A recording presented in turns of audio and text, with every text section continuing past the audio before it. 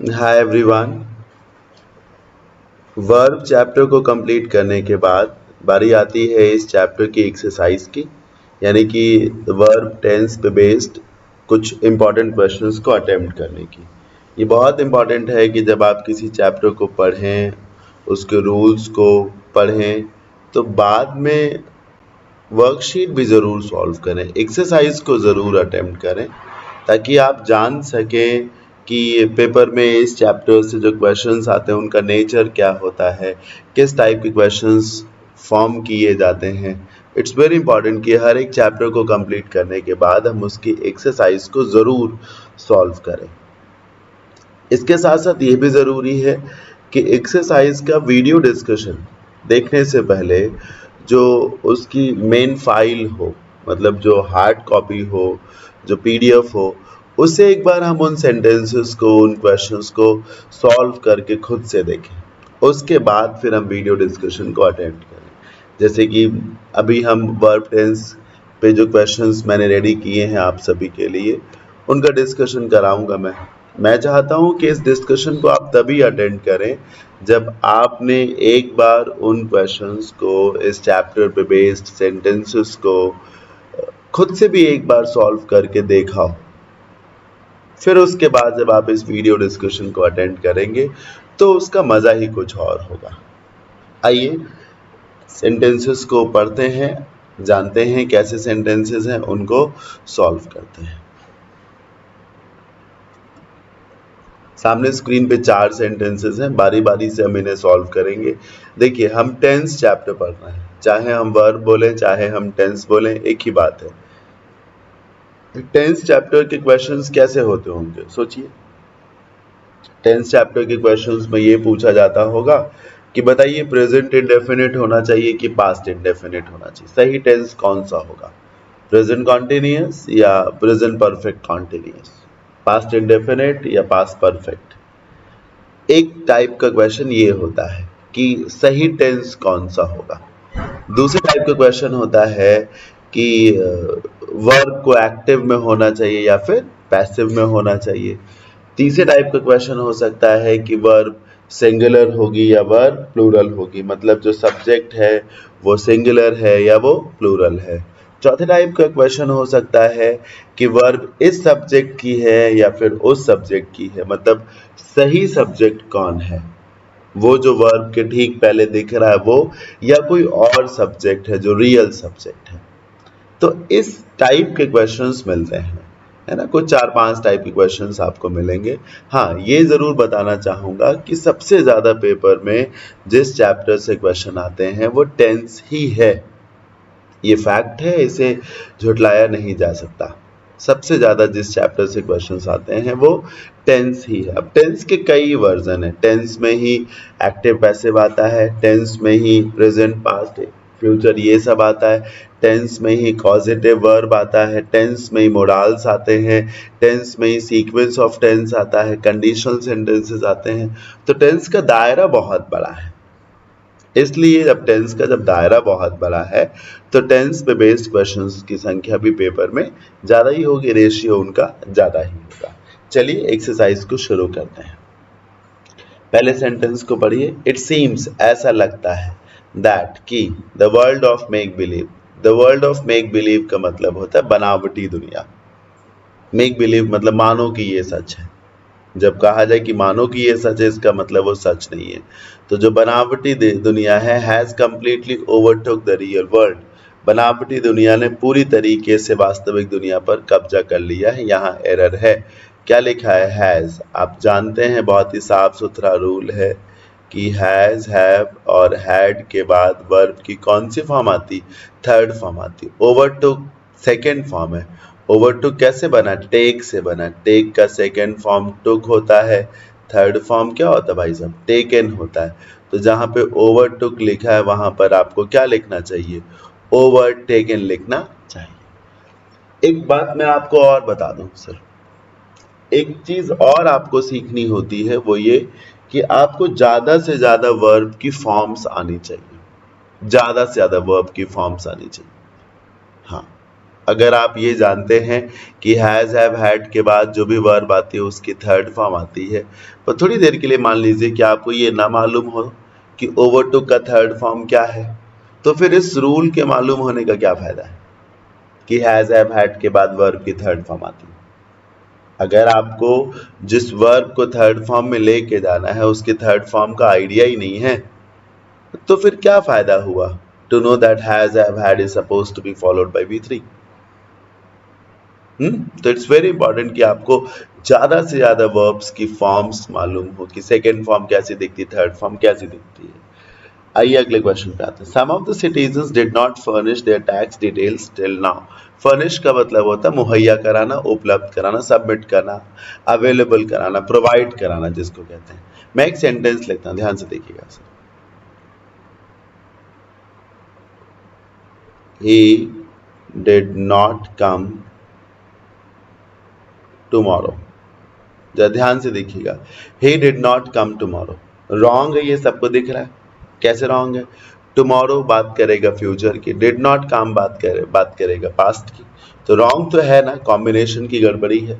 Did not, did का झुकाव है पास्ट की तरफ, टुमारो का झुकाव है फ्यूचर की तरफ। अब सही करने के दो रास्ते। पहला रास्ता कि आप डिड की सुने और टुमारो की जगह यस्टरडे लगा दें। पहला रास्ता क्या है? डिड जो कि पास्ट की तरफ झुका हुआ है उसकी सुने और टुमारो की जगह यस्टरडे लगा दें। दूसरा रास्ता है कि आप टुमारो की तरफ झुकें, टुमारो जो कि पास्ट की तरफ, फ्यूचर की तरफ झुका हुआ है, टुमारो की बात माने और डिड की जगह विल लगा दें। क्या करना चाहिए? क्या आपके मन के ऊपर होगा, जो मन करेगा आप करेंगे, वही करेंगे। मैंने क्या बोला, मैं फिर से बोलता हूँ, ये रॉन्ग है, हर किसी को ये समझ में आना चाहिए, क्योंकि डिड बोल रहा है पास्ट, टुमारो बोल रहा है फ्यूचर, तो ये कोई कॉम्बिनेशन नहीं हुआ। अब सही करने के I am suggesting you two ways. पहला, डिड जिसका झुकाव पास्ट की ओर है उसकी सुनिए और टुमारो को कर दीजिए यस्टरडे। दूसरा तरीका है कि टुमारो जिसका झुकाव फ्यूचर की ओर है उसकी सुनिए और डिड को कर दीजिए विल। जानते हैं क्या करेंगे सर? जानते हैं क्या करेंगे? टुमारो की सुनेंगे, टुमारो की सुनेंगे और डिड को करेंगे विल। सोचो कहानी क्या है? कहानी क्या है, समझे आप? कहानी ये है कि आप टेंस के हिसाब से वर्ड्स को नहीं रखते, वर्ड्स के हिसाब से टेंस को रखते हैं। टेंस के हिसाब से सिचुएशन नहीं होती, सिचुएशन के हिसाब से टेंस होता है। ऐसे समझ लीजिए कि ऐसे शब्द जिनका झुकाव टाइम की तरफ हो, समय की तरफ हो, जैसे today, tomorrow, yesterday, tonight, now, till, just now, then, already, yet, ऐसे वर्ड्स जो कहीं ना कहीं टाइम की तरफ झुकते हैं, आप उन वर्ड्स को नहीं बदलते, उन वर्ड्स के हिसाब से सेंटेंस का टेंस बदलते हैं। ठीक, हाँ, टुमारो के हिसाब से डेट को बदलिए। तो जो वर्ड्स टाइम की तरफ झुकते हैं, जैसे today, tomorrow, yesterday, tonight, till now, since, yet, already, still, हाँ, ये जो वर्ड जस्ट, जस्ट नाउ, ये जो वर्ड्स हैं जिनका झुकाव टाइम की तरफ है, इनके हिसाब से टेंस रखते हैं। अब जैसे इस सेंटेंस में लिखा हुआ टिल नाउ, टिल नाउ की हिंदी है अभी तक। पहली बात, इस नाउ से पता चलता है कि यहाँ पर प्रेजेंट आना चाहिए। बोलिए हाँ भाई, नाउ के चलते यहाँ का टेंस प्रेजेंट होना चाहिए। प्रेजेंट में नहीं अगर आप कुछ कर पाते तो डिड को तो डू कर ही सकते हैं आप, इतना तो कॉमन सेंस लगा सकते हैं कि डिड तो नहीं होगा, नाउ प्रेजेंट है, डिड नहीं होगा। बाकी पूरी कहानी क्या है सुनिए सर। टाइम बाउंड वर्ड्स ये बोलते हैं कि आपको इसके हिसाब से टेंस रखना है। अब टेंस के भीतर भी तो हो जाते हैं ना। अब जैसे प्रेजेंट में आना है, मान लो टिल नाउ ने क्या बोल दिया, टिल नाउ का जो नाउ है उसने कह दिया कि प्रेजेंट में होगा। अब प्रेजेंट में सर प्रेजेंट इंडेफिनिट भी है, प्रेजेंट परफेक्ट भी है, प्रेजेंट कॉन्टिन्यूअस भी है, प्रेजेंट परफेक्ट कॉन्टिन्यूअस भी है। तो उसमें क्या होगा, उसके लिए अगली रिसर्च है, अगला स्टेप है, उसको सुनिए। अब टिल नाउ की हिंदी है अभी तक। दो चार सेंटेंसेस आप अभी तक से बोल के देखिए, आप आजाद हैं, कोशिश करिए अपने मन में दो चार सेंटेंसेस अभी नाउ से अभी तक बोलने से, अभी तक का इस्तेमाल करके बोलिए। जैसे कोई कह रहा है कि यार मैंने अभी तक खाना नहीं खाया है, या मैं अभी तक घर नहीं पहुंचा हूं, अभी तक रवि ने मेरा पैसा नहीं लौटाया है, अभी तक मेरी ज्वाइनिंग नहीं हुई है, अभी तक मुझे इस महीने की सैलरी नहीं मिली है। ये जो नहीं हुआ है, नहीं आया है, नहीं गया है, नहीं पहुंचा हूं, ये सब प्रेजेंट परफेक्ट है सर। क्या है? प्रेजेंट परफेक्ट है। नेगेटिव तो रहेगा लेकिन प्रेजेंट परफेक्ट का नेगेटिव रहेगा। ठीक, प्रेजेंट परफेक्ट का नेगेटिव। तो जो डिड नॉट फर्निश है ना, इसकी जगह करिए हैव नॉट, और फिर फर्निश का third form furnished. Have plural इसलिए किया क्योंकि सब्जेक्ट है सम ऑफ द सिटीजन्स, कुछ नागरिकों ने। अब some of the citizens plural subject हुआ ना, इसीलिए हैव लगाइए। हैव नॉट और फिर फर्निश का third form furnished. Same logic यहाँ लिखा हुआ। This player, same logic, second और थर्ड का कॉन्सेप्ट बिल्कुल सेम। कैसे? पढ़ो क्या लिखा है। यट, बातों बातों में मैंने जब बोला था टाइम बाउंड वर्ड्स, तो उसकी लिस्ट में यट भी बोला था।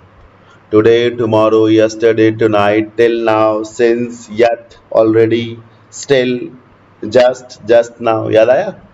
यट भी बोला था। सर यट की भी सेम हिंदी है, अभी तक। टिल नाउ के कंपैरिजन में यट ज्यादा पॉपुलर है। मैं तो चाहूंगा कि आप कॉपी पेन उठाएं और कहीं पे लिख लें। क्या लिख लें? कि यट का प्रयोग प्रेजेंट परफेक्ट के नेगेटिव में किया जाता है। यट की हिंदी होती है अभी तक, पोजीशन होती है यट की सेंटेंस के आखिर में, और सेंटेंस का टेंस होता है प्रेजेंट परफेक्ट का नेगेटिव। अभी जब ये प्रेजेंट परफेक्ट का नेगेटिव बनेगा तो ये हो जाएगा क्या? Has not played. This player has not played even a single international match yet. इस खिलाड़ी ने अभी तक एक भी अंतरराष्ट्रीय मैच नहीं खेला है। This player has not played even a single international match yet. Has not played लगाइए। नंबर 4 पे आइए। A recent survey indicates. सर्वे मतलब आप जानते हैं, सर्वे मतलब सर्वे। रीसेंट सर्वे का मतलब है कोई सर्वे अभी हाल फिलहाल में हुआ। Sir question number 3 was very important. याद रखिएगा कि यट जिसका मीनिंग होता है अभी तक, सेंटेंस के आखिर में आता है और सेंटेंस का टेंस करता है प्रेजेंट परफेक्ट का नेगेटिव। ठीक है, प्रेजेंट परफेक्ट का नेगेटिव। अच्छा, नंबर 4 पे आइए। एक सर्वे होता है, उस सर्वे में क्या चीज सामने आती है? एक सर्वे है, वो सर्वे इंडिकेट करता है that the number of drug addicts.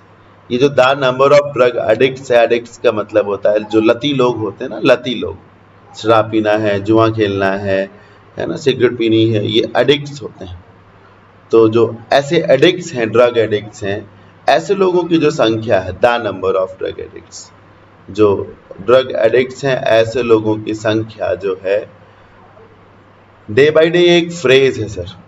Day by day एक फ्रेज है जिसकी हिंदी होती है लगातार, जिसकी हिंदी होती है धीरे धीरे, जिसकी हिंदी होती है दिन प्रतिदिन। अब आप सोचिए, आप बोलेंगे लगातार, दिन प्रतिदिन, धीरे धीरे, तो ये सब कॉन्टिन्यूअस जाएगा। बोल के देखिए, धीरे धीरे गर्मी कम पड़ रही है, धीरे धीरे दिन बड़ा हो रहा है, धीरे धीरे उसकी परफॉर्मेंस में सुधार आ रहा है, प्याज की कीमतें लगातार बढ़ रही हैं, या लिक्विड पेट्रोलियम गैस एलपीजी की कीमतें दिन प्रतिदिन बढ़ती जा रही हैं, लगातार बढ़ती जा रही हैं, दिन प्रतिदिन बढ़ती जा रही हैं। आप समझ पा रहे हैं? तो फिर जब दिन प्रतिदिन बढ़ती जा रही तो ये कॉन्टिन्यूअस होगा और ये फाइनली बनेगा इज ग्रोइंग, प्रेजेंट कॉन्टिन्यूअस। जिसके भी मन में ये डाउट है कि आर क्यों नहीं लगा, ड्रग एडिक्ट्स तो प्लूरल है, तो उसका जवाब मैं फिलहाल ये दोनों देना चाहूंगा कि द नंबर सिंगुलर है। दूसरा जवाब मैं ये देना चाहूंगा कि जब द नंबर का इस्तेमाल किया गया हो सब्जेक्ट में तो फिर वर्ब सिंगुलर होती है। अगला जवाब मैं ये दे सकता हूँ कि the number of drug addicts की हिंदी है नशा करने वाले लोगों की संख्या। नशा करने वाले लोग नहीं बढ़ रहे हैं, उनकी संख्या बढ़ रही है। जब आप बोलेंगे नशा करने वाले लोग बढ़ रहे हैं बोलेंगे तो वो प्लूरल है। जब आप कहेंगे नशा करने वाले लोगों की संख्या, तो संख्या बढ़ रही है वो सिंगुलर है।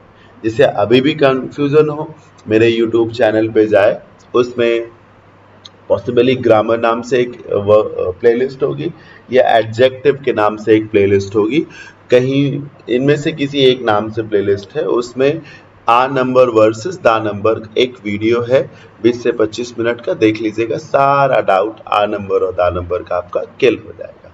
आइए आगे बढ़ते हैं। Number 5, by this time tomorrow. पहली बात, टुमारो की वजह से आपके सेंटेंस का टेंस होगा फ्यूचर। लो, फ्यूचर है भी, विल रीच फ्यूचर है ना, फ्यूचर इंडेफिनिट, ये तो सही हो गया। सही नहीं है सर, पूरी बात क्या सुनिए। टुमारो चाहता है कि सेंटेंस फ्यूचर में जाए, सेंटेंस फ्यूचर में है भी। ये जो बाई है ना, बाई, ये चाहता है कि ये जाए फ्यूचर परफेक्ट में। कहाँ जाए? फ्यूचर परफेक्ट में। तो पहले तो हम इसे कर लेते हैं। फ्यूचर परफेक्ट में कैसे जाएगा? विल लगाइएगा, फिर विल के बाद हैव लगाइएगा, और फिर रीच का थर्ड फॉर्म लिखिएगा जो कि रीच्ड होगा, है ना। क्योंकि फ्यूचर परफेक्ट का रूल क्या है? विल या फिर शैल, विच एवर इज एप्लीकेबल। उसके बाद हैव, और हैव के बाद वर्ब की थर्ड फॉर्म, विल हैव और थर्ड फॉर्म, या शैल हैव और थर्ड फॉर्म, ये रूल है।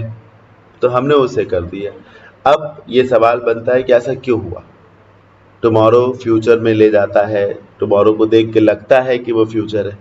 बाई से कैसे पता चलेगा कि ये फ्यूचर परफेक्ट है? ध्यान से सुनिएगा। जब आप ऐसे किसी वर्ड के आगे बाई लगाए जो फ्यूचर की तरफ झुकेगा, तो वो बोलेगा ना कल तक, परसों तक, अगले हफ्ते तक, अगले साल तक, 2023 तक। समझिए सर, कल तक, परसों तक, अगले हफ्ते तक, अगले महीने तक, अगले साल तक। आप समझ रहे हैं ना? जैसे 2025 तक, 2025 तक कोई कहे कि हिंदुस्तान एक डेवलप कंट्री बन जाएगा, जैसे नितिन गडकरी साहब बोलते हैं कि 2030 तक हिंदुस्तान की जो सड़कें हैं वो लंदन अमेरिका जैसी हो जाएंगी। 2030 तक, बाई 2030, बाई 2030, 2030 तक, ऐसे बोलते हैं वो, बाई 2030, 2030 तक हिंदुस्तान की सड़कें, अधिकांश सड़कें लंदन और अमेरिका जैसी हो जाएंगी, यूरोप के शहरों की जैसी हो जाएंगी सर। हो चुकी होंगी, तब तक बन चुकी होंगी सर। आप जहां रहते हो, मान लीजिए वहां पर एक हाईवे बन रहा हो, अब आप बोल के देखिए, तक लगा करके, अगले महीने तक, अगले साल तक, या अभी लेट से जनवरी चल रहा है, फिर आप बोले जुलाई तक ये रोड बनकर तैयार हो जाएगी, ये रोड बनकर तैयार हो जाएगी। तो ये हो जाएगी बोल रहे ना, काम पूरा हो जाएगा, इसीलिए फ्यूचर परफेक्ट है। ये मैंने आपको कॉन्सेप्ट सिखा दिया। कॉन्सेप्ट के साथ साथ सर आप थोड़ा सा याद भी करिए कि बाई की वजह से फ्यूचर परफेक्ट में आप जाएंगे। There come a time in every person's life when nothing goes right. हर व्यक्ति के जीवन में एक ऐसा समय आता है जब कुछ भी सही नहीं जाता। हर व्यक्ति के जीवन में एक ऐसा समय आता है जब कुछ भी सही नहीं जाता, व्हेन नथिंग गोज राइट, जब कुछ भी सही नहीं जाता। मैं आपको बताता हूँ सर, ध्यान से सुनिएगा। जब आप अपने सेंटेंस को देयर से शुरू करते हैं, तो देयर नहीं तय करता कि वर्ब क्या होगी, सिंगुलर होगी या प्लूरल होगी। जैसे आपने कहा आ बॉय, तो ये जो इज लगा है ना, देयर इज अ बॉय, ये इज देयर की वर्ब नहीं है सर, ये आ बॉय की वर्ब है। हाँ, आइए देखिए एक और सेंटेंस लिखते हैं। अब आ बॉय की जगह टू बॉयज लिख दिया, इज और आर लिख दिया। सोचिए, अगर ये वर्ब, ये जगह, ये वर्ब देयर की ही है तो अभी भी देयर है। अगर देयर सिंगुलर है जिसके चलते उसने यहाँ पे इज लगाया, अगर आपको लगता है कि ये इज देयर की वर्ब है, तो अभी भी तो देयर है ना, यहाँ पे इज आए पर यहाँ इज नहीं आएगा, यहाँ कौन आएगा, यहाँ आएगा सर आर। ये इस बात का प्रमाण है कि जब कोई सेंटेंस देयर से स्टार्ट होता है तो देयर ये डिसाइड नहीं करता कि वर्ब कैसी होगी, सिंगुलर होगी या प्लूरल होगी। आगे का नाउन डिसाइड करता है कि वर्ब सिंगुलर होगी या प्लूरल होगी। अब पढ़िए क्या लिखा है। इस आधार पर देयर से सेंटेंस शुरू तो हुआ, पर ये जो वर्ब कम है ये किसकी होगी, आ टाइम की होगी। हाँ, आ टाइम की होगी। आ टाइम सिंगुलर है। प्रेजेंट इंडेफिनिट का रूल क्या कहता है, प्रेजेंट इंडेफिनिट का रूल बोलता है कि अगर सब्जेक्ट सिंगुलर हो तो मेन वर्ब में एस लगता है। याद करिए, Ram goes, he goes, she Yeats, याद आ रहा है। तो आ टाइम चूंकि सिंगुलर है इसीलिए कम को ना लिखिए, कम में एस लगा करके क्या करिए, उसको कम्स करिए, फिर ये सही हो जाएगा। नंबर 7 पे आइए। इन पॉलिटिक्स, राजनीति में, numbers do not matter as much as. Numbers, ध्यान से देखिए, नंबर्स प्लूरल है तभी डू लगा, होता है ना सर। जैसे ही के साथ आप डज लगाते हो, दे के साथ आप क्या लगाते हो, डू लगाते हो। तो नंबर्स प्लूरल है इसलिए आपने डू लगाया। स्ट्रेटेजी कैसी है, प्लूरल है, सिंगुलर है, डज लगाइए। यही एरर है इसकी। दोनों वर्ब के पहले के सब्जेक्ट को देख लीजिए, इस तरफ डू है उस तरफ भी डू है। डू के पहले इधर नंबर्स, नंबर्स प्लूरल, डू का आना सही है। उधर डू के पहले स्ट्रैटेजी, स्ट्रैटेजी सिंगुलर है, डू क्यों आएगा, डज आएगा। हिंदी ये है कि राजनीति में संख्या उतना मायने नहीं रखती जितना स्ट्रैटेजी मायने रखती है। हाँ, अगर योजना अच्छी हो तो कई बार कम सीट जीतने वाले लोग भी जो है ना मंत्री बन जाते हैं, मुख्यमंत्री बन जाते हैं, सरकार बना ले जाते हैं, होता है ना। तो स्ट्रैटेजी मायने रखती है। खैर, अभी आगे बढ़ते हैं। सम नंबर 8 पे आइए। सम जेन्युइन इश्यूज एग्जिस्ट। देखिए, लिखने में, नोट्स बनाने में रत्ती भर भी कोताही ना बरता कर।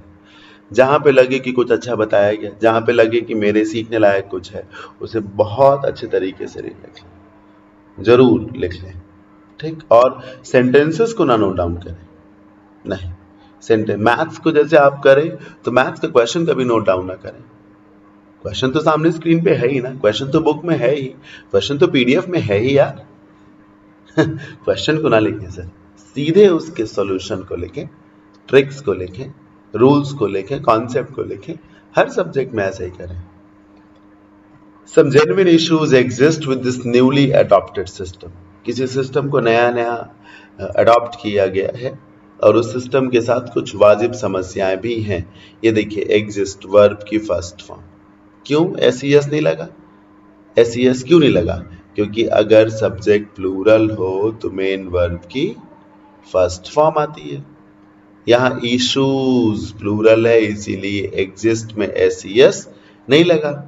अगर ये होता इशू, क्या होता है इशू, तो एग्जिस्ट में एस लगा देते हैं, लेकिन चूंकि इशू प्लूरल है तो क्यों लगाएंगे, नहीं लगाएंगे। बात यह है कि यहाँ पे ठीक है, एंड के बाद देखिए क्या लिखा है, नीड्स, ये गलत है, इस नीड्स को नीड करिए। हाँ, देखिए होता क्या है, आपने एंड लिखा, एंड के बाद वर्ब लिखी, एंड के पहले भी वर्ब लिखी है, तो जो इस वर्ब के पहले सब्जेक्ट है यानी इसका सब्जेक्ट है, इस वर्ब का भी सब्जेक्ट यही है सर, दूसरा कोई सब्जेक्ट नहीं है। जब एंड के बाद वर्ब लिखी जाए, सब्जेक्ट ना लिखा जाए, तो समझो कि पीछे वाला सब्जेक्ट ही इसका भी सब्जेक्ट है, पीछे वाला सब्जेक्ट ही इसका भी सब्जेक्ट है। तो जैसे पीछे वाली वर्ब होगी वैसे ये वाली वर्ब होगी, कॉम्बिनेशन मैच करिए ना।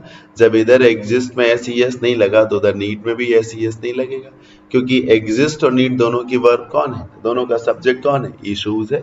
इशूज प्लूरल है, एग्जिस्ट में भी एस नहीं लगेगा, नीड में भी एस नहीं लगेगा। नंबर 9, बहुत ही ब्रिलियंट सेंटेंस है सर। ही एट, ईट का सेकेंड फॉर्म है एट, पास्ट में इस्तेमाल होता है, पास्ट इंडेफिनिट लिखा। नथिंग सिंस यस्टरडे, थोड़ी देर के लिए मान लीजिए यहाँ पे सिंस नहीं है, थोड़ी देर के लिए मान लेते हैं यहाँ पे सिंस नहीं है। अगर यहाँ पे सिंस नहीं है तो फिर ये सेंटेंस भी सही है। अगर यहाँ पे सिंस नहीं है तो फिर ये सेंटेंस भी सही है। कैसे? ही एट नथिंग यस्टरडे, उसने कुछ नहीं खाया था यस्टरडे, कल। ही एट नथिंग की क्या हिंदी है? उसने कुछ नहीं खाया था यस्टरडे, कल। उसने कल कुछ नहीं खाया था, बिल्कुल सही बात है। कल की बात हो रही, पास्ट आ जाएगा। कल की बात हो रही है, पास्ट आ जाएगा। उसने कल कुछ नहीं खाया था, उसने कल कुछ नहीं खाया था। लेकिन यहां पे क्या लिखा? Since yesterday. Sir since yesterday की हिंदी है कल से। दिमाग खर्च करो, कल से। अब बोल के देखो, जब आप बोल रहे हो कल तो उसने कल कुछ नहीं खाया था। जब आप बोल रहे हो कल से तो क्या बोलोगे? बोल के देखो सर। उसने कल से, मैंने कल से, आप अपने लिए बोलो, मैंने कल से कुछ नहीं खाया है। अपने लिए बोलो, मैंने 4 दिन से नहीं नहाया है। नहीं समझ रहे आप, है ना? मैंने कल से कुछ नहीं खाया है, मैंने 4 दिन से नहीं नहाया है। समझ रहे हैं ना? तो उसने कल से कुछ नहीं खाया था, नहीं खाया है। सर ये प्रेजेंट परफेक्ट हो गया। कल से लेकर अभी तक की स्टोरी है यहां पर।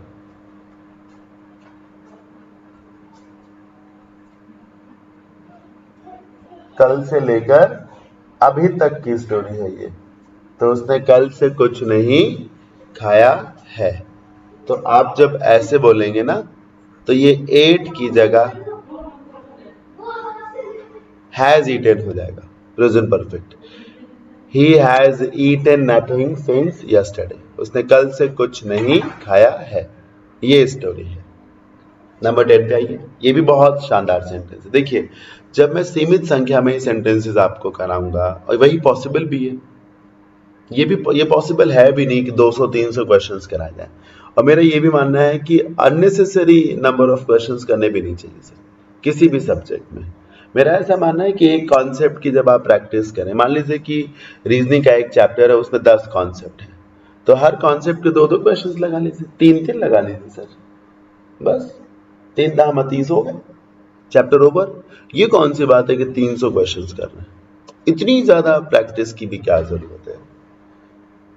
इतनी प्रैक्टिस करिए, इतनी प्रैक्टिस से चैप्टर वाइज ना करिए, मिसलीनियस में करिए। मिसलीनियस में 300 नहीं से 3000 लगाइए, पेपर को रोज मार्क्स दीजिए। लेकिन चैप्टर वाइज एक्सरसाइज बहुत ज्यादा क्वेश्चंस की करने का कोई मतलब नहीं बनता। एक एक टाइप के 2-2, 3-3 क्वेश्चंस लगा लीजिए, बस सफिशिएंट। उन्हें रिवाइज करते रहिए और मार्क्स देते रहिए, मिसलीनियस करते रहिए। ये करना चाहिए। मैं देखता हूं कि मैथ्स के स्टूडेंट्स क्या करते हैं, एक एक चैप्टर के बाद 300 क्वेश्चंस कर रहा हूं।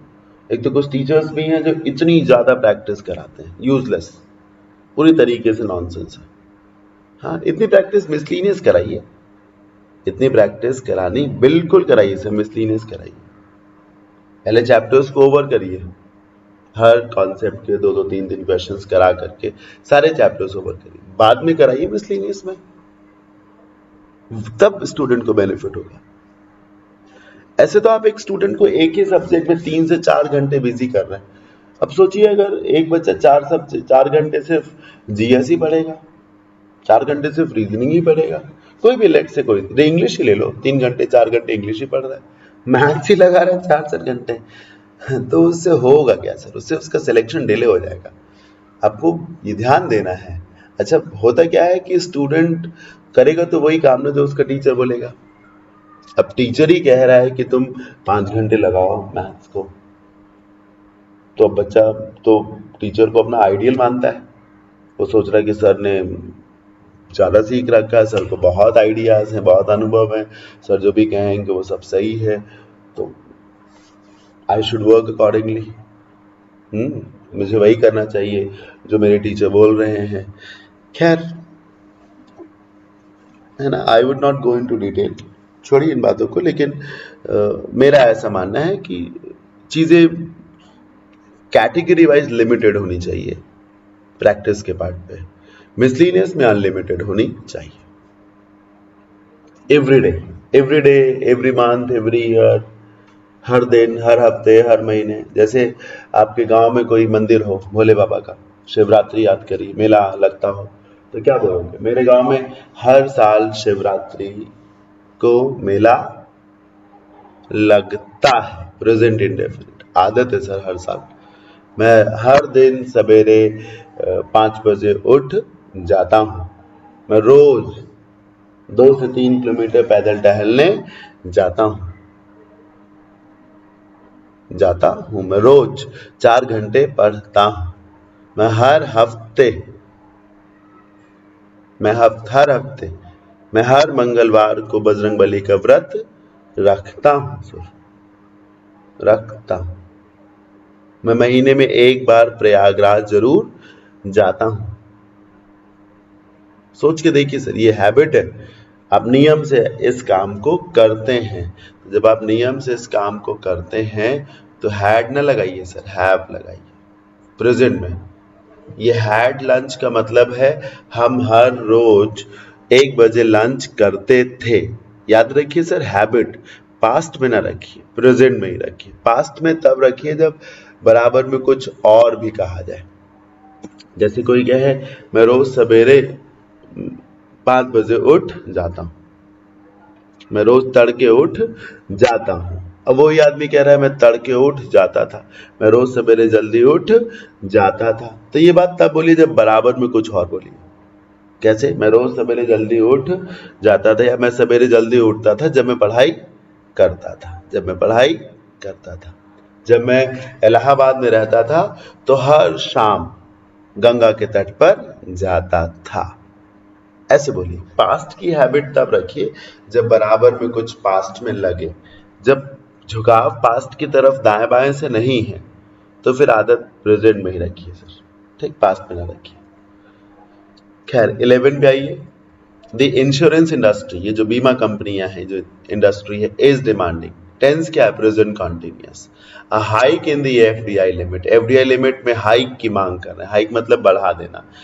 एफडीआई लिमिट जैसे फॉरेन डायरेक्ट इन्वेस्टमेंट, जैसे मान लीजिए इंश्योरेंस इंडस्ट्री में फॉरेन डायरेक्ट इन्वेस्टमेंट 25% हो सकता हो, तो ये इंडस्ट्री वाले मांग कर रहे हैं कि इसे 40% करिए। ये मांग कर रहे हैं। ये मांग वो कब से कर रहे हैं? पढ़िए इसको, जोर से बोलिए। फॉर लॉन्ग, लंबे समय से। भूल गए आप?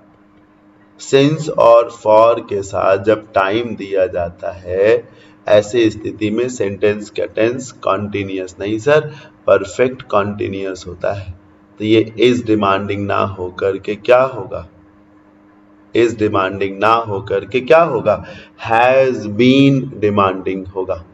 The insurance industry has been demanding a hike in the FDI limit for long.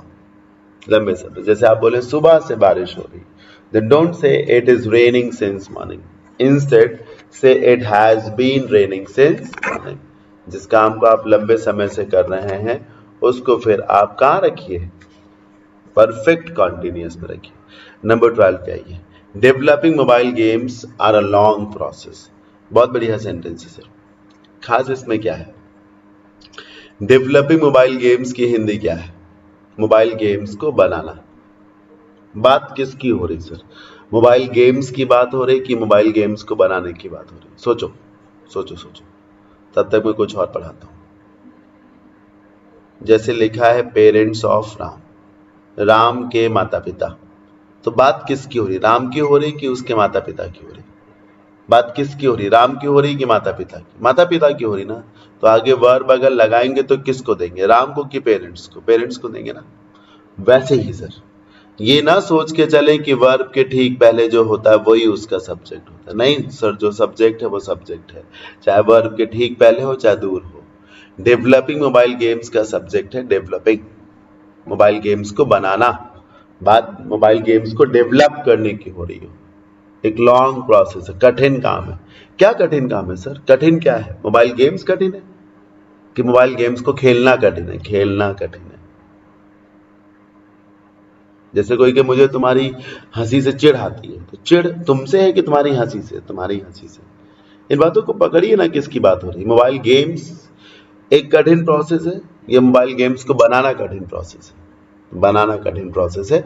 Right subject is developing. तो ये जो आर वर्ब है ये जो आर वर्ब है, ये वर्ब आर किसकी है सर? डेवलपिंग की है। अब अगर डेवलपिंग को प्लूरल वर्ब पसंद हो तो लेट इट बी, ना पसंद हो तो सिंगुलर करिए। अब मैं आपको बताता हूँ, डेवलपिंग पर है वर्ब की आईएनजी फॉर्म है। जब वर्ब की आईएनजी फॉर्म है ना सर, जब वर्ब की आईएनजी फॉर्म सब्जेक्ट बनती है ना, तो उसको कहते हैं जीरंड, और वो सिंगुलर वर्ब लगाती, बिल्कुल सिंगुलर वर्ब लगाती। अरे भूल गए आप, आपने खुद ही पढ़ा होगा, धूम्रपान प्रतिबंधित है, धूम्रपान प्रतिबंधित है, तो smoking is prohibited. Smoking singular है, स्मोकिंग सिंगुलर है, ये भी कैसी है? सिंगुलर है। समझ पा रहे हैं आप, है ना? तो डेवलपिंग के हिसाब से वर्ब लगाइए, उसको आर नहीं चाहिए, क्या चाहिए सर? एज चाहिए। Developing mobile games as. Number 13 बहुत शानदार सेंटेंस है। 13 और 14 सेम कॉन्सेप्ट पे बेस्ड है। इस कॉन्सेप्ट का नाम है इन्वर्जन। क्या नाम है? इन्वर्जन। इन्वर्जन में क्या होता है सर? वर्ब पहले आ जाती है, सब्जेक्ट बाद में आता है। प्रायः सब्जेक्ट पहले होता है, वर्ब बाद में होती है, पर इन्वर्जन में क्या होता है? वर्ब पहले आ जाती है, सब्जेक्ट बाद में होता है। तो कई बार आप ये समझ नहीं पाते हैं कि इस वर्ब का सब्जेक्ट कौन है, क्योंकि प्रायः जब वर्ब पहले आती तो वर्ब से पहले भी कुछ होता है। मतलब ऐसे समझिए, वर्ब फंस जाती बीच में, इधर भी कुछ है, इधर भी कुछ है, और वर्ब का सब्जेक्ट होता है वर्ब के बाद में। तो जब वर्ब के पहले भी कुछ है तो आप जान रहे हैं कि इन्वर्जन है तब तो कोई बात नहीं, नहीं जान रहे हैं कि इन्वर्जन है तब तो आप ये सोच बैठेंगे ना कि यार यहाँ वर्ब है तो सब्जेक्ट तो यहाँ होगा, तो गलतियां हो जाती हैं आपसे, तो गलतियां हो जाती हैं। सब वैसे तो इन्वर्जन का कॉन्सेप्ट अपने आप में बहुत स्टैंडर्ड है, टफ है, लेकिन इन्वर्जन के कॉन्सेप्ट का 10th चैप्टर से जो रिलेशन है वो टफ नहीं है, आई मस्ट से।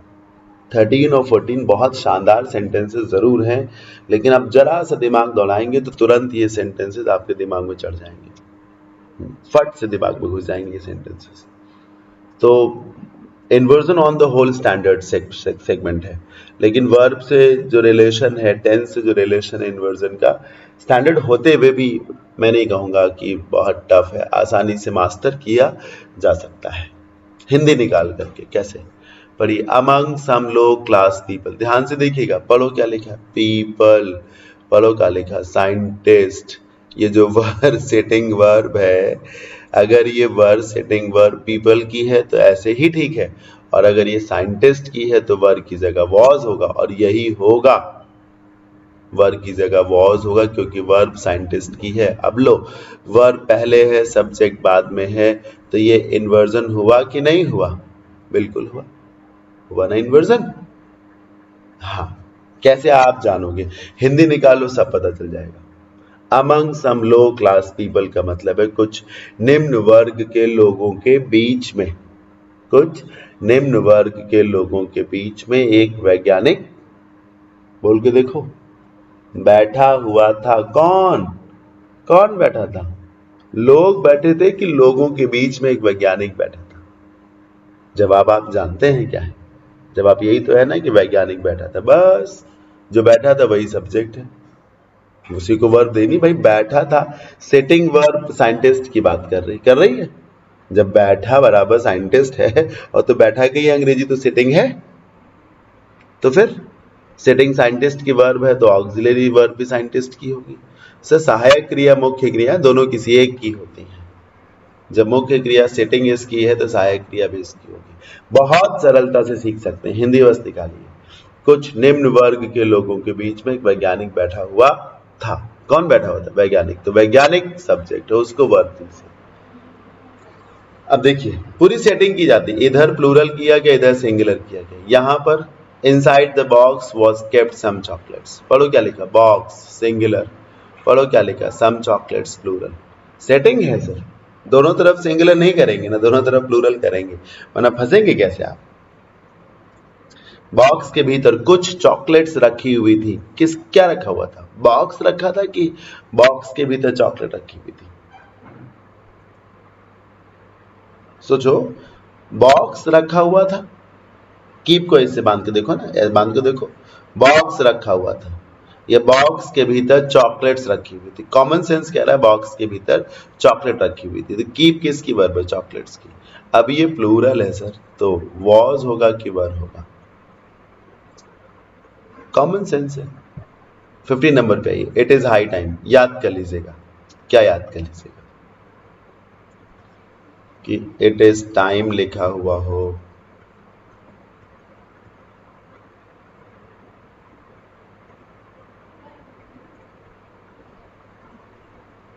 या इट इज हाई टाइम लिखा हो, इन दोनों के बाद आपको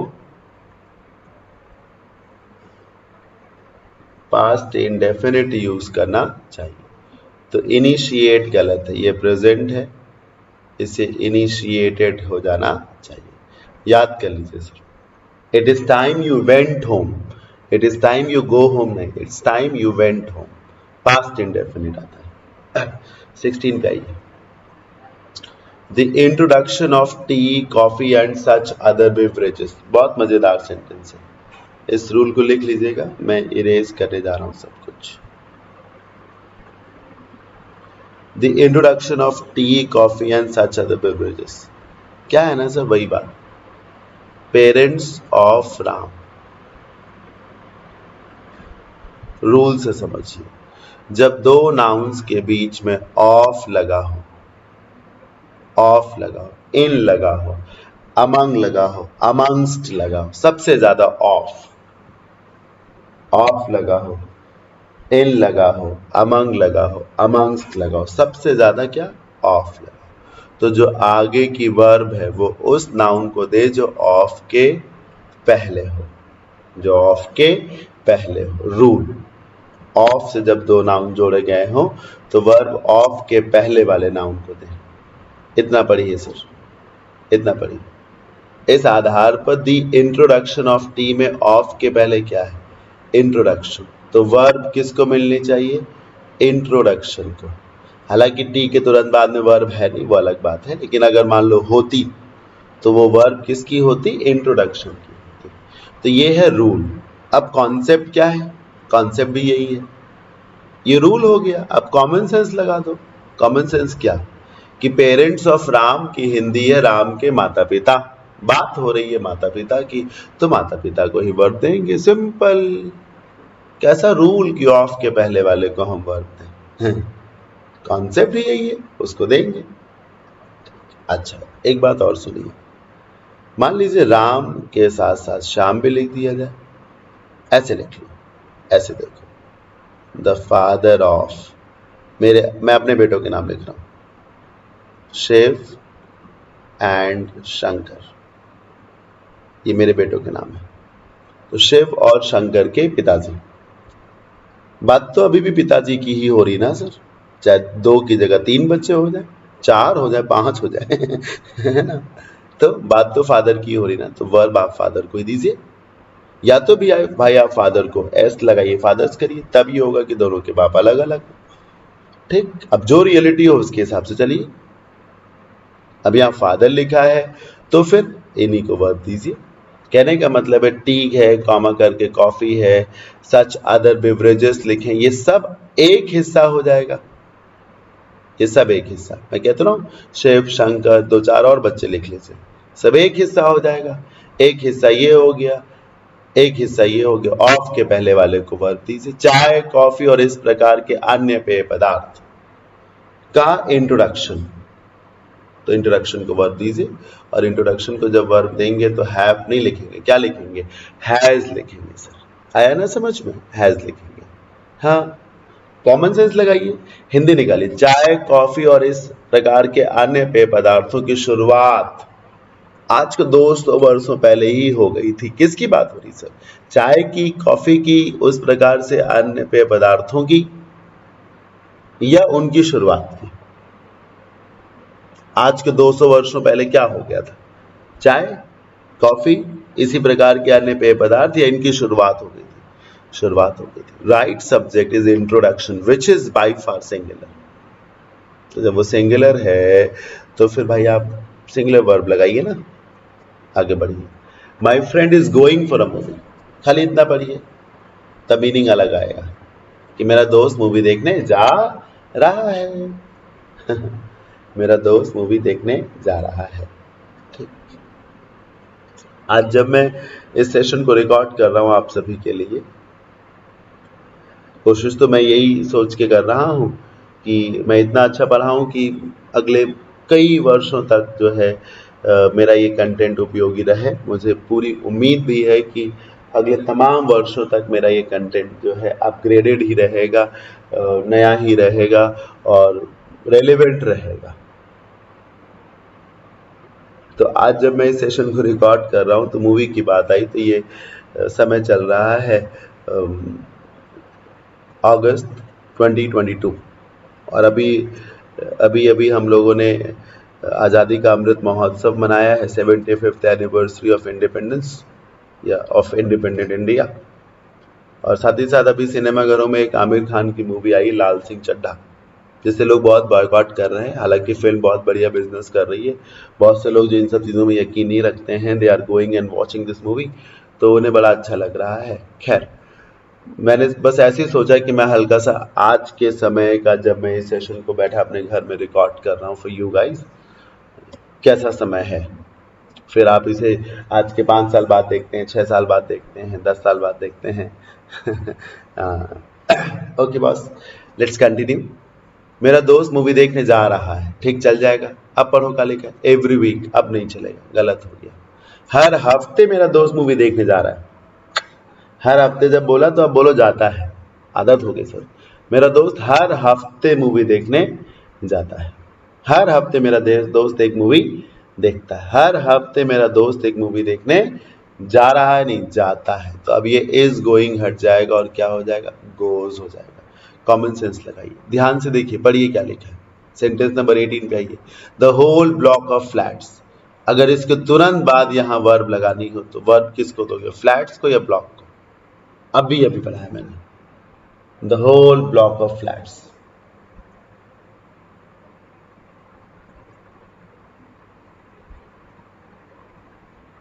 सोचिए, the whole block of flats, किसको आप वर्ब देंगे? ब्लॉक को देंगे ना, ऑफ कोर्स, बिल्कुल सही बात। ऑफ के पहले ब्लॉक है। वही काम अभी भी करिए, इंक्लूडिंग 2 शॉप्स। ये जो इंक्लूडिंग है ये सब्जेक्ट में ही आ जाता है, अलग से इसको कोई वैल्यू नहीं देनी है। तो जब सब्जेक्ट होल ब्लॉक है तो ये इसी में आ जाएगा, अलग से इसको कोई वर्ब नहीं मिलती। जैसे मान लीजिए कि बाढ़ आई, उस बाढ़ में एक गांव के 12 लोग जो है डूब गए, तो आपने कहा 12 पीपल इंक्लूडिंग 3 चिल्ड्रन। अब आप समझ रहे हैं ना, ये 12 3 15 नहीं है सर, टोटल में 12 है, जिसमें से 3 बच्चे हैं, यानी कि 9 लोग कोई और हैं। इंक्लूडिंग इसी का हिस्सा है, अलग से नहीं होता। तो होल ब्लॉक, ब्लॉक ही सब्जेक्ट है, इसीलिए वर्ब की जगह क्या लगाइए, वॉज लगाइए। Number 19, I know he is having a number of books. Hindi क्या है इस सेंटेंस की, हिंदी क्या? मैं जानता हूं he is having a number of books, कि उसके पास तमाम किताबें हैं। He is having a number of books का मतलब क्या है, उसके पास तमाम किताबें हैं। यहाँ मैं आपको एक बात बताऊंगा, वो ये कि जब आप कहें मेरे पास ये है, मेरे पास वो है, उसके पास ये है, उसके पास वो है, उसके पास ये था, जैसे मेरे पास गाड़ी है, उसके पास साइकिल है, मेरे पास स्कूटी है, उसके पास बाइक है, मेरे पास एक फोन है। जब आप ये बोले उसके पास ये, मेरे पास वो है, ये था, तो वहां पर आप खाली और खाली हैज, हैव, है के लिए और था के लिए हैड लगा। जैसे मेरे पास एक बाइक है, I have a bike. Ravi के पास एक बाइक है, रवि हैज अ बाइक। मेरे पास एक स्कूटर था, आई हैड अ स्कूटर। मेरे फादर के पास एक स्कूटर था, my father had a scooter. है या था, हैज, हैव, हैड, बस। तो ये इज हैविंग गलत है। उसके पास बहुत सारी किताबें हैं, तो ही हैज लगाइए। थी ना बोली, क्योंकि इज हैविंग का इज प्रेजेंट की तरफ झुक रहा है, तो हम क्यों अनायास पास्ट की तरफ भागे। मैं जानता हूं कि उसके पास बहुत सारी किताबें, I know he has a number of books. याद रखिए सर, जब आप ये बोले मेरे पास ये है, वो है, था, ये था, वो था, तो गलती से भी हैविंग ना लगाइए सर, हैज, हैव और हैड लगाइए। द कंडीशन ऑफ 3 पीपल, पढ़ो खाली इतना पढ़ो, पुराना वही, यही यही कॉन्सेप्ट ये वाला सब जगह लग रहा है। द कंडीशन ऑफ 3 पीपल, अगर इतने को आपको वर्ब देनी हो तो वर्ब 3 पीपल को देंगे या कंडीशन को देंगे? ऑफ कोर्स कंडीशन को देंगे, वही काम करना है आपको। द कंडीशन ऑफ 3 पीपल का मतलब है 3 लोगों की हालत बड़ी नाजुक है। क्या नाजुक है? लोग की हालत नाजुक है। 3 लोग जिन्हें गोलियां लगी थी, जो गोलियों से इंजर्ड हो गए हैं या हो गए थे, उनकी हालत बड़ी ही क्रिटिकल है सर। तो बताइए सर क्रिटिकल क्या है सर? क्रिटिकल क्या है? लोग, गोलियां या हालत? क्या क्रिटिकल है बताइए? क्या क्रिटिकल है भाई? लोग नहीं, गोलियां नहीं, हालत क्रिटिकल है। तो हालत तो सिंगुलर है, वॉज लगाइए, सिंपल सा कॉन्सेप्ट है। ठीक। 21 वंस सिलेक्शन ऑफ बुक्स, मजेदार सेंटेंस है, बहुत मजेदार सेंटेंस है। इसमें एक और कॉन्सेप्ट हम आपको पढ़ाएंगे, उसी का दूसरा version, parents of Ram. Right, verb मिलनी है पेरेंट्स को क्योंकि ऑफ के पहले। अब आप लिखो ऐसे, राम्स पेरेंट्स, वर्ब पेरेंट्स को मिलना क्योंकि ये अपॉस्ट्रोफी के बाद है। 2 रूल हैं। पहला रूल था जब बीच में ऑफ लगा हो, जब दोनों नाउन्स के बीच में ऑफ लगा हो तो वर्ब उसको दे जो ऑफ के पहले हो। दूसरा रूल, जब दोनों नाउन के बीच में अपॉस्ट्रोफी लगा हो, जब दोनों नाउन्स के बीच में अपॉस्ट्रोफी लगा हो तो वर्ब उसको दे जो अपॉस्ट्रोफी के बाद हो। ये रूल हो गया। कॉमन सेंस क्या है? कॉमन सेंस जो आप जानते हैं कि राम्स पेरेंट्स का मतलब है राम के माँ बाप। बात किसकी हो रही? माँ बाप की, तो माँ बाप को वर्ब दीजिए, सिंपल सा लॉजिक। अब इधर आइए सर, यही बात तो यहां लिखी है, बस शक्ल बदल दी गई है। One's selection of books, rule से ऑफ के पहले क्या है? वंस सिलेक्शन, तो सब्जेक्ट बुक्स नहीं हुआ, क्या हुआ? वंस सिलेक्शन हुआ। अब वंस सिलेक्शन के बीच में अपॉस्ट्रोफी लगा है। अपॉस्ट्रोफी के केस में सब्जेक्ट कौन माना जाता है? बाद वाला। तो अब सब्जेक्ट कौन हो गया? सिलेक्शन। अल्टीमेट सब्जेक्ट कौन है? सिलेक्शन। फिर से सुनिए, पहले बीच में लगा ऑफ तो सब्जेक्ट क्या हो गया? One's selection. अब वंस सिलेक्शन में खुद ही 2 वर्ड्स हैं और दोनों के बीच में अपॉस्ट्रोफी लगा। अब रूल लगाओ कि अपॉस्ट्रोफी के बाद वाला सब्जेक्ट होता है, तो यहाँ अपॉस्ट्रोफी के बाद है सिलेक्शन, तो सिलेक्शन सब्जेक्ट। अच्छा, सिलेक्शन है सिंगुलर सब्जेक्ट, इसलिए रिवील ना लिखिए, रिवील में एस लगा के लिखिए और वो होगा रिवील्स। क्या होगा सर जी? रिवील्स हो जाएगा। ठीक।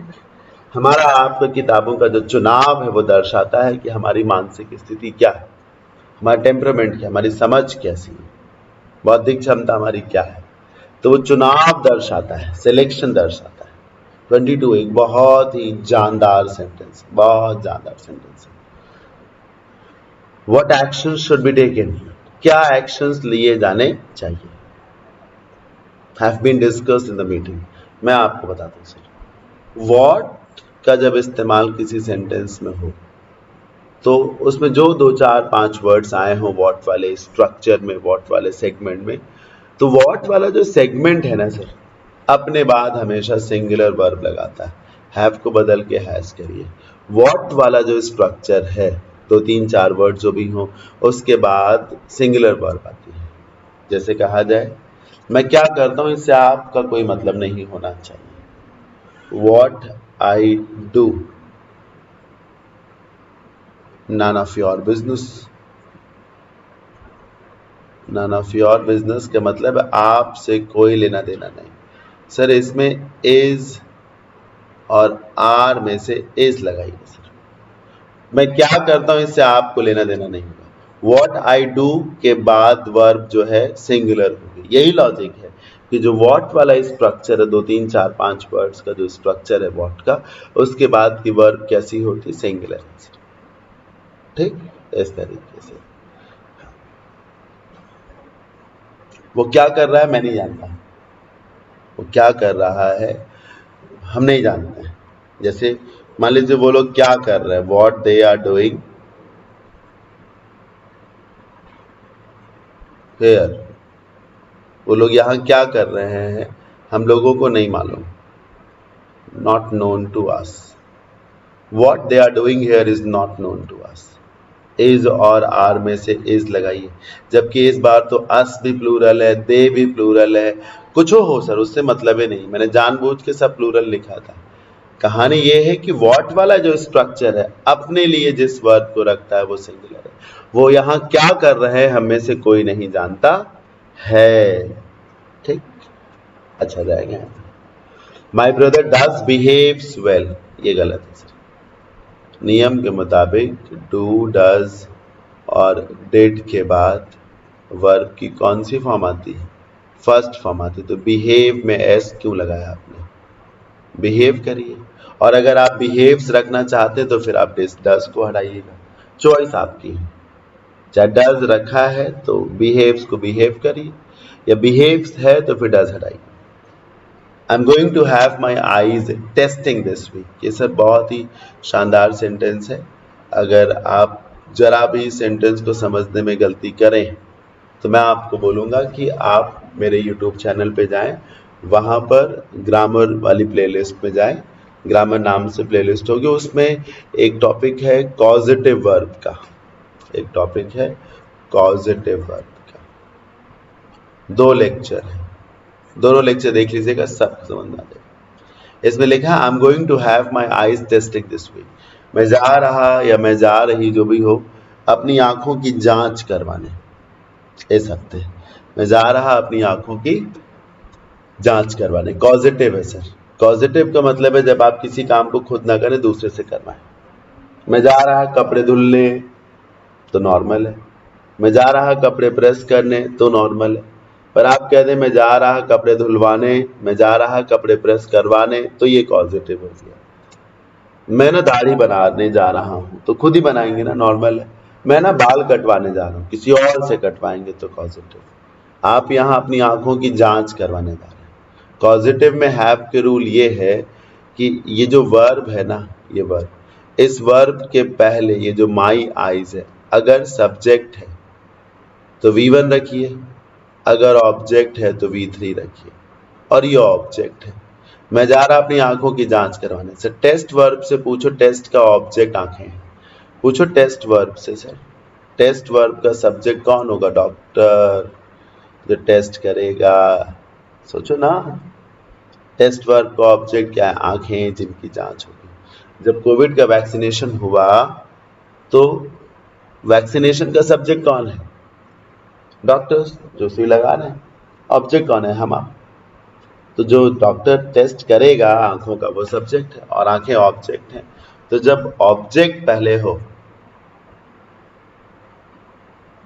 तो थर्ड फॉर्म लगाइए सर। टेस्टिंग की जगह क्या करिए? टेस्टेड करिए। रूल को रिवाइज कर लीजिएगा जरूर सभी लोग। 25, in a democracy it is always people's power that win. Win नहीं होगा सर, विन्स होगा। हिंदी निकालिए कैसे? लोकतंत्र में ये हमेशा क्या है? लोकतंत्र में हमेशा लोगों की ही ताकत है जो जीतती है। कौन जीतता है सर? कौन जीतता? लोग जीतते हैं। लोगों की ताकत जीतती है।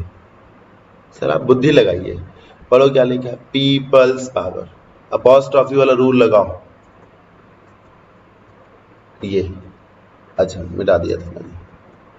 अपॉस्ट्रॉफी वाला रूल क्या है कि बाद वाला नाउन सब्जेक्ट माना जाएगा। तो पावर के हिसाब से विन कहाँ आएगा? विन में एस लगाइए, सब्जेक्ट सिंगुलर है। लोगों की ताकत है जो जीतती है। कौन जीतता? ताकत। लोग जीते तो विन लगा दें। Efforts to clean the river Ganga, इसकी हिंदी है गंगा को साफ करने के प्रयास।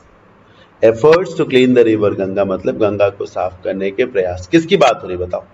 गंगा की या गंगा को साफ करने के प्रयासों की? ऑफकोर्स प्रयासों की बात हो रही है। सदियों से चल रहे हैं, सदियों से गंगा चल रही है, सदियों से प्रयास चल रहे हैं। सर एफर्ट्स तो प्लूरल सब्जेक्ट है ना, हैज क्या है लगाया? हैव लगाओ। सरल लग रहा है ना आपको? सरल लग रहा है ना? एफर्ट सब्जेक्ट है। ऑगस्ट नेक्स्ट, नहीं समझे आप? ऑगस्ट नेक्स्ट फ्यूचर, अब बाई से फ्यूचर परफेक्ट। याद करो, मैंने बोला था ना, अगले साल जनवरी तक, मार्च तक, सन 2022 के आखिर तक ये पुल बन के तैयार हो चुका है। नितिन गडकरी वाला स्टेटमेंट याद करो, 2030 तक हमारे यहाँ की सड़कें जो है ना, यूरोप की सड़कों के जैसी होंगी।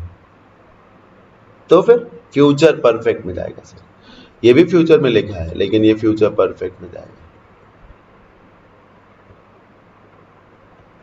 अगले अगस्त तक उसकी थर्मोडायनेमिक्स की दूसरी किताब मार्केट में आ चुकी होगी। अगले अगस्त तक थर्मोडायनेमिक्स की वो दूसरी किताब लिख चुका होगा, लिख डालेगा।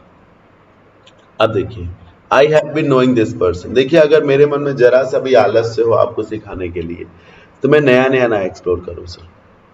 मुझे आपको सिखाने में रत्ती भर भी आलस नहीं है, इसलिए मैं ज़्यादा से ज़्यादा नई चीज़ें रख रहा हूँ। अब जैसे 28 में नया कॉन्सेप्ट आ गया, मैं सोचूं तो सरल ही करूँ ना, सिंगुलर प्लूरल रख लूँ, आई लिख लूँ, डज लगा दूँ। सोच के देखो ना, ऐसा कर दूँ, आई डज, कितना सरल होगा समझाना समझना। इनफैक्ट समझाना ही नहीं पड़ेगा, फिर करिए। अच्छा देखिए, एक सेकंड,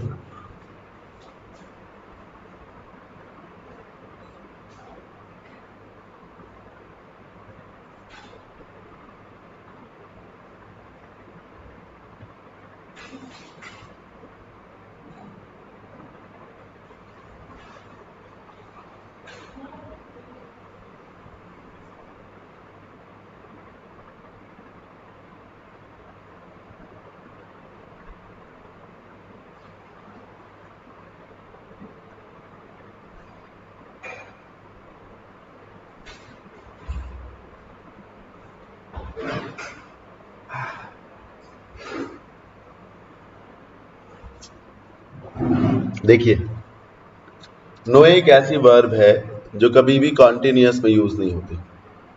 मेन वर्ब के रूप में कभी भी नो की आईएनजी फॉर्म यूज नहीं होती। नो को दो ही टेंस पसंद है, एक इंडेफिनिट, दूसरा परफेक्ट। जैसे मैं आपको जानता हूं, तो I know you, indefinite, right. अब साथ में अगर लगा दें कि मैं आपको जानता हूं 5 साल से, फॉर 5 years, तो अब आप इसे कर दें perfect, I have known you for 5 years, ये कर दें। ये करना होता है। नो को या तो आप इंडेफिनिट में रखें, समय दे दिया गया हो तो परफेक्ट में कर दें। जैसे अगर आप इस व्यक्ति को जानते हैं, बस खाली इतना मालूम है कि आप इस व्यक्ति को जानते हैं, तो यहाँ लिखिए आई नो दिस पर्सन। पर चूंकि ये भी लिखा है कि वर्षों से आप जानते हैं, समय हो गया ना, मान लो बचपन से मैं आपको जानता हूं, है ना, तो बचपन से जानते हैं, तो फिर अब भाई हैव लगाइए और नो का थर्ड फॉर्म नोन कर दीजिए, ये करिए। बचपन बहुत पहले से जानते हैं तो परफेक्ट कर दिए, समय दे दिया गया तो परफेक्ट, ना दिया गया हो तो इंडेफिनिट। 29, देयर की कहानी है सर, 2 बार देयर है यहाँ पर।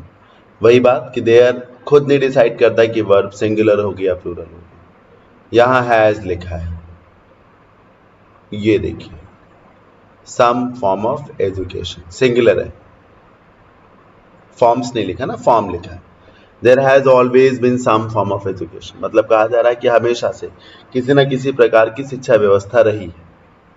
तो आप शिक्षा व्यवस्था की बात करें, सिंगुलर है तो हैज लगा, ठीक है, पर हमेशा से विद्यालय नहीं रहे हैं।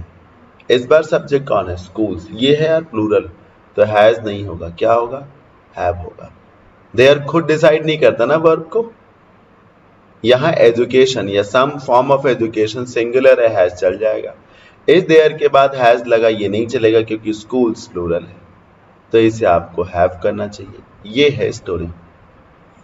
30, the gentleman who is sitting here. याद रखिए, कोई बैठा है तो सिट ना लिखिए, सिटिंग लिखिए। कोई खड़ा है तो स्टैंड मत लिखिए, स्टैंडिंग लिखिए। कोई लेटा है तो लाई मत लिखिए, लाइंग लिखिए। ये तीनों पोस्चर्स जो हैं कॉन्टिन्यूअस माने जाते हैं। यहाँ क्यों बैठे हो, why are you sitting here. यहाँ क्यों खड़े हो, why are you standing here. यहाँ क्यों लेटे हो, why are you lying here. Standing, sitting, lying ऐसे होता है, तो ये ठीक है। एक सज्जन व्यक्ति है और वहां बैठे हुए हैं, ऐसे कहा जाए। ये आप ये सज्जन व्यक्ति देख रहे हैं, ये सज्जन व्यक्ति जो वहां बैठे हैं देख रहे हैं आप, ऐसे कहा जा रहा है। वो यहाँ पर 10 वर्षों से रह रहे हैं। अरे सर, जब 10 वर्षों से रह रहे हैं, समय दे रहे हो आप, तो कॉन्टिन्यूअस क्यों लगा रहे हो? परफेक्ट कॉन्टिन्यूअस लगाओ ना भाई, है बेसिक रूल है, क्यों गलती कर रहे हो? 10 वर्षों से रह रहे तो हैज बीन लिविंग करी। फ्रीडम ऑफ स्पीच, इसका सब्जेक्ट क्या बताइए? स्पीच है कि फ्रीडम है? फ्रीडम है ना, ऑफ के पहले फ्रीडम है तो हैज लगा।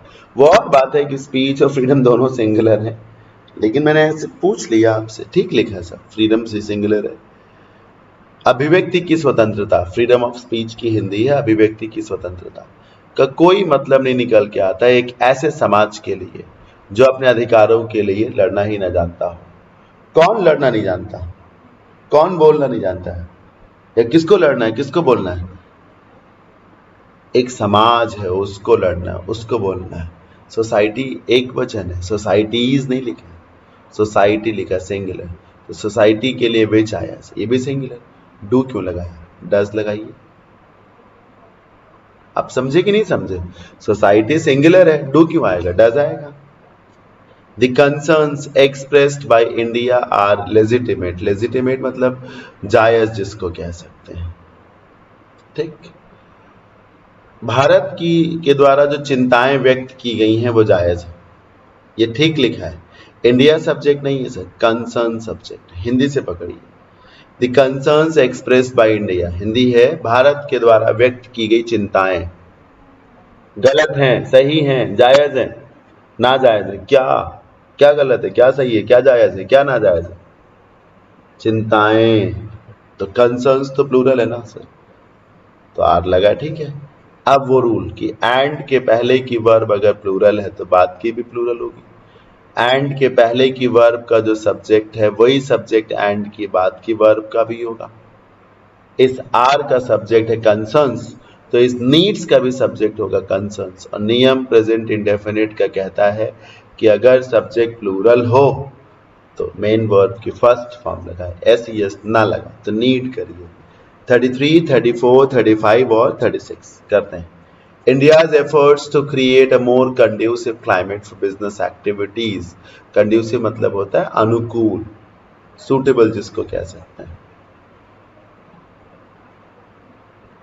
बहुत स्टैंडर्ड सेंटेंसेस है।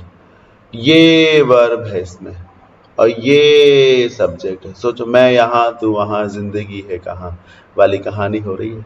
कितनी दूरी है सर सब्जेक्ट और वर्ब में। ये सब्जेक्ट एफर्ट्स, गलती तो पता ही चल गई कि एज की जगह क्या होगा, आर होगा। पर आप इस सब्जेक्ट तक कैसे पहुंचेंगे?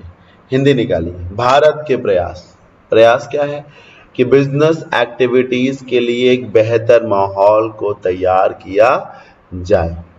भारत के ये प्रयास अच्छे हैं, भारत के ये प्रयास सराहनीय हैं, अच्छे हैं ये प्रयास। समझ रहे हैं ना? ये प्रयास सराहनीय है, अच्छे हैं। ये सब्सटैंशियल का मतलब होता है ज्यादा भी है, ऐसा भी नहीं कि हल्का फुल्का प्रयास भारत कर रहा हो। My senior misled the company, अब एफर्ट्स प्लूरल है तो आर लगाइए। अगले पे आते हैं। My senior misled the company to have me removed from the post, मेरे सीनियर ने कंपनी को मिसलीड किया और मुझे नौकरी से निकलवा दिया। सर, जब मुझे नौकरी से निकाला गया तो रिमूव का मैं ऑब्जेक्ट हूं सर, मैंने नहीं निकाला। मेरे सीनियर ने कंपनी में उटपटांग बातें मेरे को लेके कही और मुझे नौकरी से निकलवा दिया। तो मैंने नहीं नौकरी से निकाला, मुझे निकाल दिया गया। तो रिमूव का मैं ऑब्जेक्ट हूं सर, जब मैं रिमूव का ऑब्जेक्ट हूं तो रिमूव क्यों होगा? रिमूव्ड होगा ना, ये भी कॉजेटिव है, हैव लगा यहाँ पर, रिमूव्ड होगा। एट द गेट, ये 35 नंबर सेंटेंस ध्यान से देखेंगे तो पता चलेगा ये इन्वर्जन पे बेस्ड है।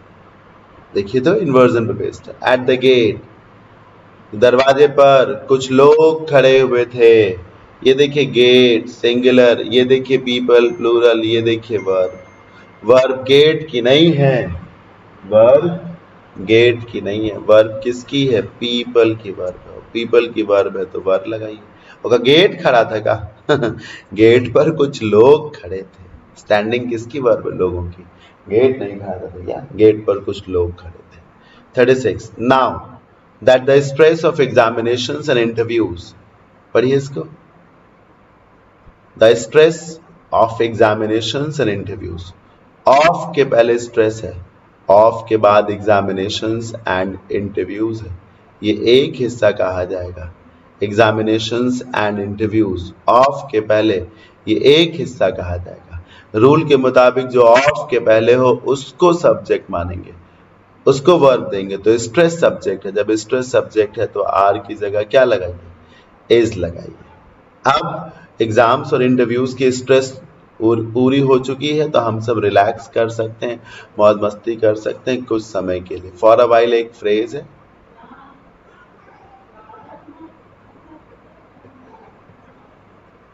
कुछ समय के लिए।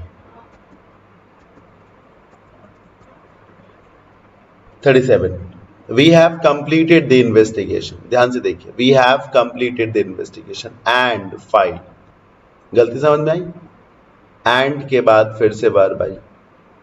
सर जब एंड के बाद वर्ब आए तो पीछे वाली ही वर्ब की कॉपी होनी चाहिए, पीछे वाला ही सब्जेक्ट होगा ना। कंप्लीट का सब्जेक्ट कौन? वी। फाइल का सब्जेक्ट कौन? वी। इधर आपने प्रेजेंट परफेक्ट लिखा, इधर भी आप प्रेजेंट परफेक्ट लिखिए, इधर भी आप लिखिए have filed, same tense use करिए ना, एंड के पहले एंड के बाद। We have completed the investigation and have filed, ऐसे लिखिए। अब इतना करने के बाद हैव को हटा दीजिएगा, क्योंकि ये भी एक रूल है कि जब सेम ऑक्सिलरी वर्ब भी दो बार आ रही तो दो बार ना लिखें।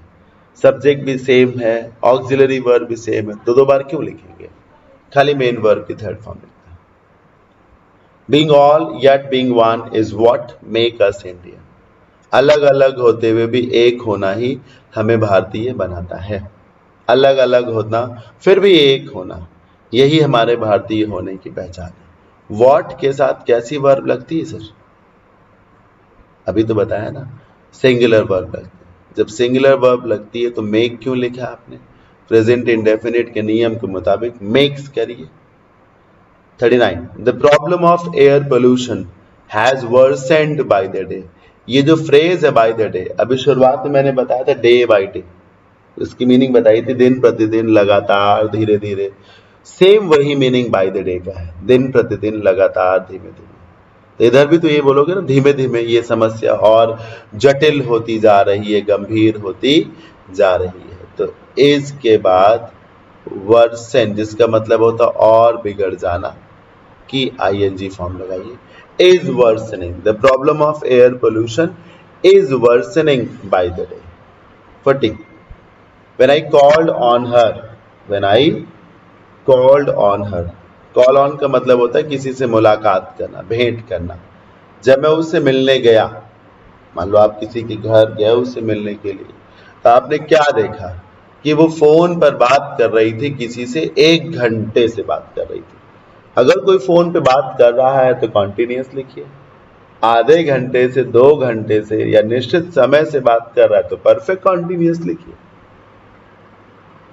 परफेक्ट कॉन्टिन्यूअस लिखिए।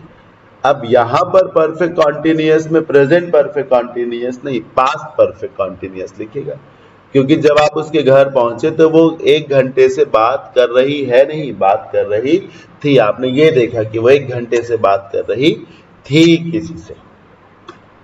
तो इधर आप एक काम को लंबे समय से कर रहे हैं लेकिन पास्ट में, तो फिर पास्ट परफेक्ट कॉन्टिन्यूअस करिए, हैड बीन। और अभी कोई 1 घंटे से बात कर रहा है तो प्रेजेंट परफेक्ट कॉन्टिन्यूअस करिए। आखिरी के 5 क्वेश्चंस हैं, फटाफट करेंगे, आप ध्यान से बातों को समझिएगा। It is difficult to understand the problems, मुश्किल है उन प्रॉब्लम्स को समझ पाना जो फिजिकली चैलेंज्ड पीपल, जो शारीरिक रूप से विकलांग लोग, फिजिकली चैलेंज्ड पीपल, जो डिफरेंटली एबल्ड लोग होते हैं, जो फिजिकली चैलेंज लोग होते हैं, अपनी डेली लाइफ में एनकाउंटर करते हैं। एनकाउंटर मतलब फेस करना।